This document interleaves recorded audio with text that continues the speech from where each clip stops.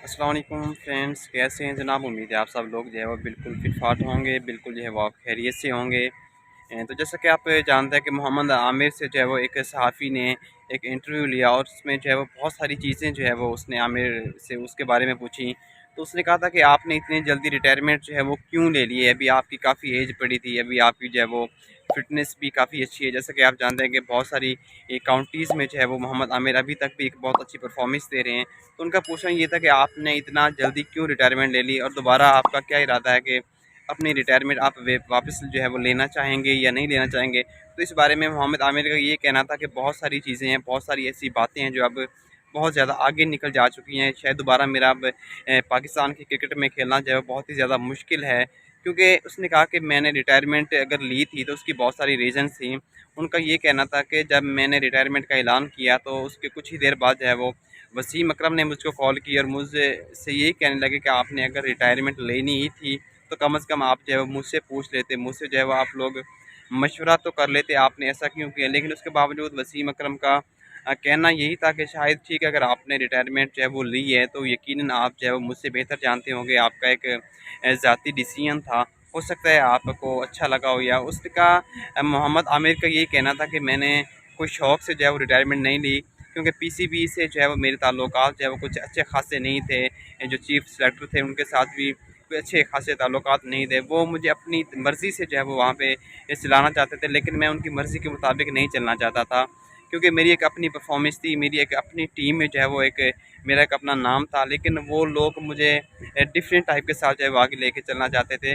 उन्होंने ये कहा कि मेरी किसी भी प्लेयर के साथ है वो कोई वकार यूनिस है, मिसबाह हक है, मेरी उनके साथ किसी भी बंदे के साथ जो है वो ज़ाती इख्तलाफ नहीं है, मेरी किसी भी बंदे के साथ जो है वो ज़ाती कोई भी दुश्मनी जो है वो नहीं है। मैं तो हमेशा उनका ये कहना था कि अपने मुल्क के लिए खेलना चाहता हूँ। तो मैंने शुरू भी उनका ये कहना था कि मैं अपने पाकिस्तान के लिए खेल रहा हूँ और मेरी अब भी ये ख्वाहिश थी कि मैं पाकिस्तान के लिए बहुत लॉन्ग टाइम जो है वो आगे चल सकूँ। लेकिन शायद उनके साथ मेरे कुछ अच्छे ताल्लुकात ना रहने की बिना पे जो है वो मैं उनके साथ मज़ीद आगे नहीं चल सकता। तो उनका चीफ सेलेक्टर के बारे में ये कहना था कि जो हमारे चीफ सेलेक्टर मोहम्मद वसीम हैं वो हर सीरीज़ में 2 से 3 जो है वो नए लड़के लेके आ जाते हैं। जब उनको लगता है कि वो उनको निकाल देते हैं, फिर आगे से जो अगली सीरीज़ में जो है वो नए लेके आते हैं। लेकिन ऐसा किसी भी सीरीज़ में नहीं चलता।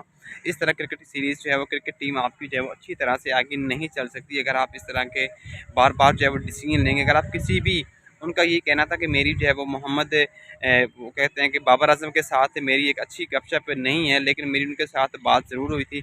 लेकिन मैंने उनके साथ कोई भी ज़ाती यानी कि कुछ चीज़ें थी जो मैं उनके साथ शेयर नहीं कर सका। लेकिन उनका कहना था कि इसके अलावा अहमद वसीम के साथ उनका यही कहना था कि मेरी एक अच्छी हेलो हाय है, उनके साथ जो है मेरी एक अच्छी गपशप भी है। लेकिन मज़ीद उनका यही कहना था कि अगर पाकिस्तान में मुझे चांस मिलता तो मैं ज़रूर खेलता, लेकिन अनफॉर्चुनेटली पाकिस्तानी जो सिलेक्शन है जो उन्होंने मुझे मज़ीद आगे क्रिकेट खेलने का जो है वो मौका नहीं दिया। शायद पता नहीं वो नहीं चाहते थे कि मैं आगे बढ़ूँ, लेकिन मेरी फुल ख्वाहिश थी। हालाँकि अभी भी मेरे पास टाइम नहीं होता। मैं यानी कि जैसा कि आप जानते हैं इंटरनेशनल काउंटीज़ हैं इंग्लैंड में, इसके अलावा बहुत सारे ममालिक में यानी कि गेम्स होती हैं, वहाँ पे काउंटीज़ में खेलता हूँ, वहाँ पे मेरा अच्छा सिस्टम वहाँ पे उनका यही कहना था कि चल रहा है। लेकिन उनका कहना ये था कि जैसे कि आप जानते हैं शाहीन शाह अफरीदी के बारे में उनसे एक सहाफ़ी ने पूछा कि आप क्या जानते हैं कि शाहीन शाह का जो नेक्स्ट कैरियर है।